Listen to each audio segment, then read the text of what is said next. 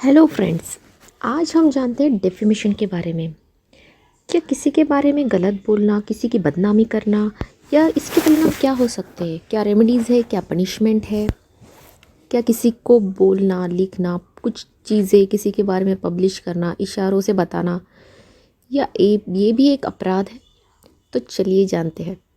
आजकल social media का बोलबाला है, जैसे कि फेसबुक, ट्विटर। लोग अपने व्यूज़, ओपिनियन एक्सप्रेस करते हैं, जो कि हमारा राइट है। Article 19A(1)(a) right to freedom of speech and expression. तो हमें अपने मत, जो भी ओपिनियन है, राय देना क्या गलत है? ये तो हमारा हक है, ये तो हमारा एक राइट है, अधिकार है।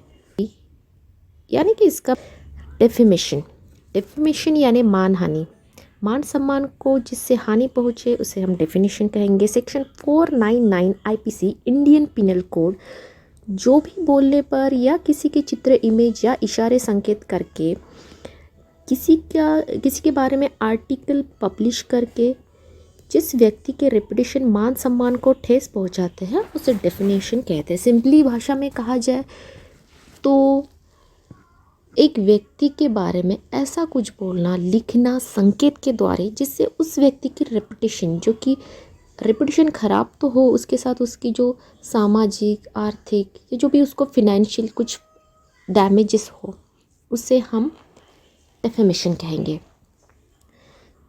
डेफेमेशन किस केस में अभी बन सकता है, हम वो अब देखते हैं। जैसे कि किसी ने किसी के बारे में लिखा, बोला, कुछ इशारों से कह दिया। जैसे मान लो ए ने बी को गलत बोलने के लिए सी को ये बताया कि बी तो गलत इंसान है, उसका कैरेक्टर ऐसा है, वो एक उसका रेपुटेशन ख़राब करने की कोशिश की, तो वो डेफेमेशन का केस बनता है। जिससे भी आपके प्रतिष्ठा को, आपके मान सम्मान को नुकसान पहुँचे, जिसके वजह से आपकी जो लाइफ है वो डिस्टर्ब हो, आर्थिक या सामाजिक रूप से, तो उसे डेफेमेशन कहेंगे। इजी में अगर एग्जांपल लेना है तो हम बात करते हैं हाल ही में जो लास्ट टाइम जो एक केस हुआ था, जिसमें अक्षय कुमार ने एक यूट्यूबर पे 500 करोड़ का एक नोटिस भेजा था डेफेमेशन के लिए, मानहानि का दावा किया था।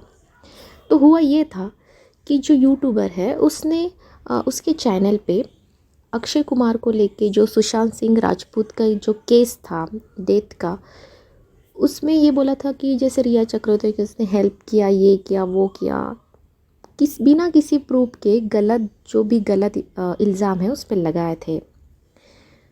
तो इसलिए अक्षय कुमार ने ये कहा था कि इसकी वजह से उसका जो स्टेटस है उसको हानि पहुंची है, उसका जो रेपुटेशन है वो ख़राब हुआ है, ऐसे गलत आरोप से जिसका कोई बेस नहीं, जिसका कोई उसके पास प्रूफ नहीं।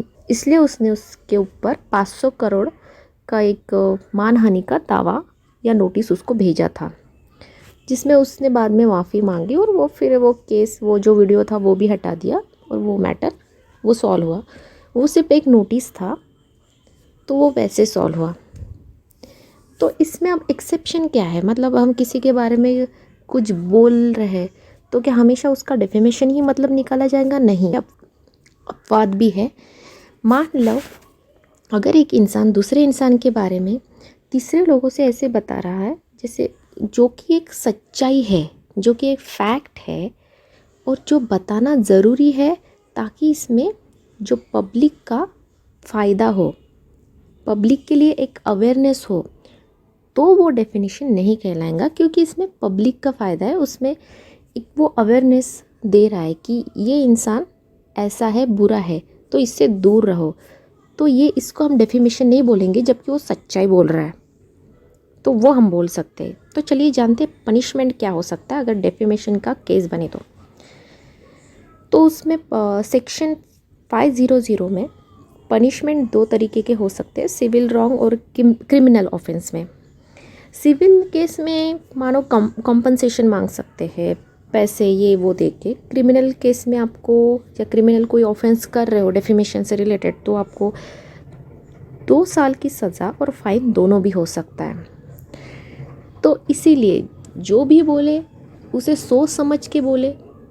Freedom of speech and expression जो हमें राइट दिया है कॉन्स्टिट्यूशन में, उसका मिसयूज़ ना करे। सही को सही, गलत को गलत, बिना किसी प्रूफ के किसी के ऊपर इल्ज़ाम ना लगाए। तो चलिए मिलते हैं नेक्स्ट वीडियो में एक नई इन्फॉर्मेशन के साथ। वीडियो आपके लिए ज़रा भी फ़ायदेमंद रहा होगा तो प्लीज़ लाइक कीजिएगा और सब्सक्राइब एंड शेयर करना मत भूलिएगा।